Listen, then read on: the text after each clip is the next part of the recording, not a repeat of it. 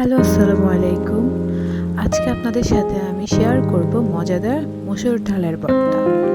এখানে আমি ফার্স্টেই মসুর ডালের ভর্তার জন্য মসুর ডালটা নিয়ে নিলাম।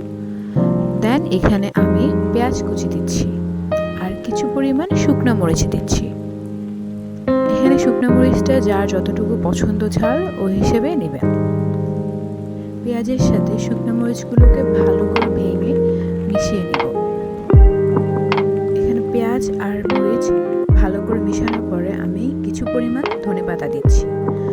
এই ভর্তার সাথে ধনেপাতা দিলে ফ্লেভারটা আরও বেশি ভালো আসে আর খেতেও মজা লাগে।